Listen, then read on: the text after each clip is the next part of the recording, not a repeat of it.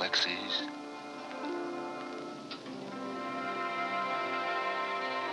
constellations,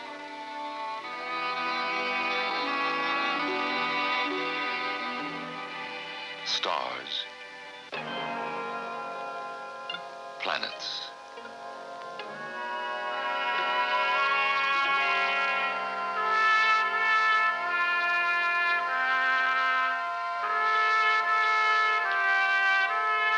The universe appears to be infinite, but starting from his tiny dot in one corner of the Milky Way, man is beginning his conquest of it.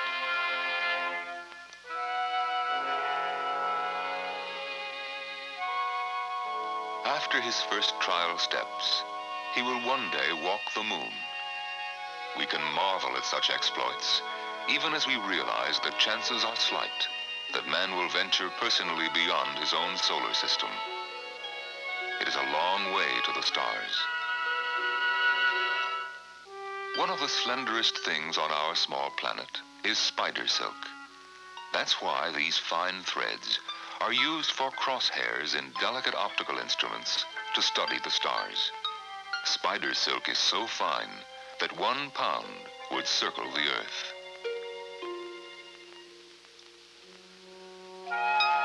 To reach Alpha Centauri, the nearest star beyond the Sun, would require 500,000 tons of silk, enough to fill a train 150 freight cars long.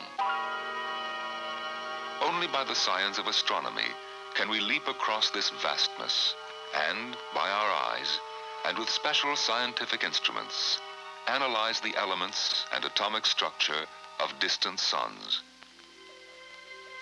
The sole source of knowledge of objects beyond our solar system is electromagnetic radiation. When the spectroscope was invented, we found we could analyze matter by its radiation. Every chemical element creates a unique set of special lines that we can compare with others. Thus we can deduce that the entire universe is made up of elements similar to some of those we find on Earth.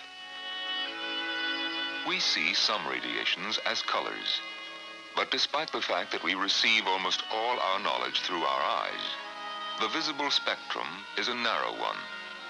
We might see many new colors if we could see into other wavelengths, such as radio waves, infrared, ultraviolet, X-rays, and gamma rays. And the light invisible to us can tell us much about the mysteries of space. Already, this invisible light has led us to a new understanding of the universe and provided unsuspected puzzles for our solution. The envelope of air which protects life on Earth also screens out or absorbs the starlight in this portion of the spectrum. And it is these invisible radiations that could one day tell us how stars are born and die, and how the universe was created. For Earth-bound astronomers, the challenge is tantalizing. Telescopes on brief rocket flights have brought us hints of entities we never knew existed. And balloon flights have lifted telescopes 8 miles into the air to take some of the clearest photographs of the sun ever obtained. From Earth-bound views like this to this. Yes, it is beyond the air that we must go if we seek a clearer image of the heavens. Above distortion that makes the stars twinkle, above the blotter of air that absorbs the ultraviolet, the X-rays, the gamma rays, on which much of the study of starlight depends. We need a solid platform, hundreds of miles out in space, from which to make our studies. Not a rocket, not a balloon, but an orbiting astronomical observatory. And that is what has been developed by scientists at the Goddard Space Flight Center, where Dr. James Kuparian headed a group of distinguished astronomers.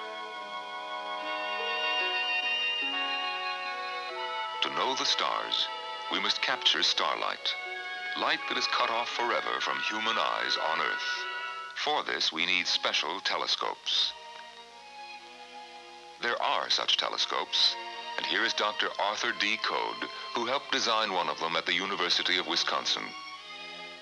The radiation that comes to us from celestial objects spans the entire electromagnetic spectrum, from the long radio waves through the infrared and visible light into the X-ray and gamma ray region. The Wisconsin telescopes are designed to observe in the ultraviolet region beyond the range of visibility of the eye. Space contains not only many old stars like our sun, a few billion years old, but young blue stars, only a few 100,000 of years of age. These young, hot stars give off most of their light in the ultraviolet, a region which does not penetrate the Earth's filtering atmosphere. The Wisconsin telescopes will be able to see these hot young stars. They will measure the energy distribution and the intensity of light from young stars, something never before possible. From these studies and many more, we hope to learn more about how stars are born, age, and die, and how matter is reborn into the universe. This telescope was invented in the 17th century by Monsieur Cassegrain. Medieval, but a modern version will aid man's knowledge of space. Dr. James Kuparian of the Goddard Space Flight Center has, with the help of other NASA astronomers, devised a new way to use Cassegrain's ancient telescope. The Goddard telescope system has been developed by us to explore ultraviolet radiation of stars in a manner somewhat similar to that of the Wisconsin telescopes. The emphasis, however, is on increased spectral resolution. With the Goddard telescope in space, we can sample radiations emitted from within our own galaxy and compare them to emissions from galaxies tens of millions of light years distant. It's an exciting prospect. With the OAO, man will go a long way toward solving the mystery of the creation of matter. Through our new window on the universe, we shall search the stars in many ways. An early project will be the mapping of the entire sky by ultraviolet light. In charge of making this unique celestial map is Dr. Fred Whipple. The new map of the universe, which will be very different from these maps, will be made by telescope. With 4 such ground-controlled telescopic cameras, we intend to make an all-sky map in 4 separate ultraviolet colors. In addition, we plan to catalog more than 30,000 very hot stars, much brighter than the sun, many times more than astronomers have previously recorded in the ultraviolet. Among other objects, an ultraviolet map of the sky will study pockets of interstellar gas and dust clouds. Some are dark, some almost invisible from Earth. These vast clouds in space may hold clues as to how stars are born.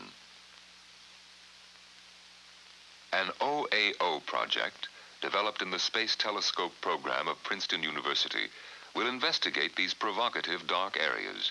Dr. Donald Morton describes it. This telescope can be used for many different kinds of observations, but at Princeton, we have a particular study in mind. Not all clouds are as dark as this one in Orion, but it is apparent that the space between the stars is not empty, but filled with great clouds of dust and gas. As starlight travels towards us, the atoms in these clouds absorb part of the spectrum. By observing these areas in ultraviolet light with our spectrometer, it's possible to deduce the density and chemical composition of the interstellar gas. All the telescope packages will be working in the same range of wavelengths, but there will be a difference in the sharpness of resolution. For example, the Smithsonian and Wisconsin telescopes will take the initial broad approach with low resolution studies in bands 500 to 10 angstroms wide.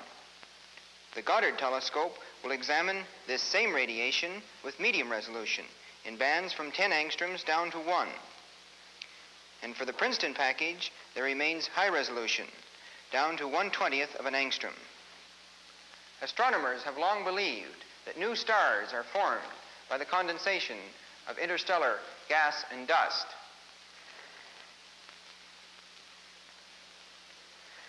With our OAO, we hope to determine the density and chemical composition of this tenuous material, and then we may be able to better understand the process of star formation.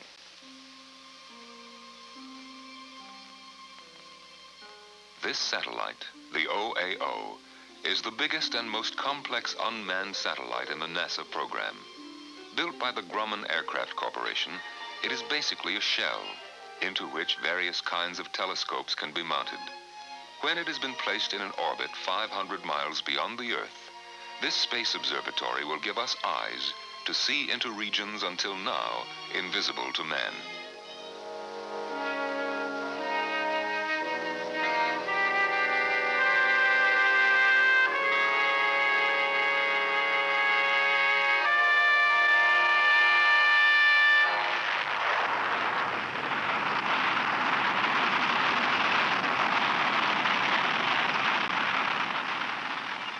Launched by a Centaur rocket, the OAO sheds its protective fairings in space.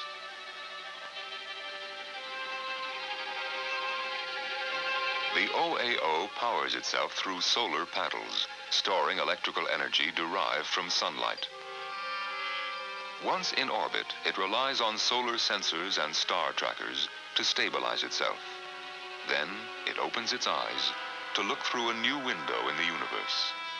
With each succeeding year, a new OAO will be orbited.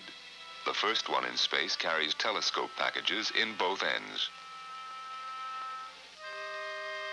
From a ground control station, men reach into space 500 miles to point the OAO toward any part of the sky they wish to study. Precision is such that the OAO could fix on the eraser of a pencil 100 miles away. Observations can be stored by magnetic memory, and all information flashed to Earth within seconds. Recorded as numerical data, starlight images can be translated into pictures by the trained scientists. The OAO will be another significant advance in astronomy since Galileo aimed the first telescope to prove the Earth was not the center of the universe. From the time when prehistoric man wondered at the bright pinpoints in the sky, astronomy has developed as a challenge. The OAO, the Orbiting Astronomical Observatory, will extend man's range of vision across the universe. Man, on his tiny planet, a sand grain on the shoreline of the seas of infinity, longs to find out what the stars are, why they are there, how they came to be there, vast in the immensities of space that may or may not have a beginning or an end.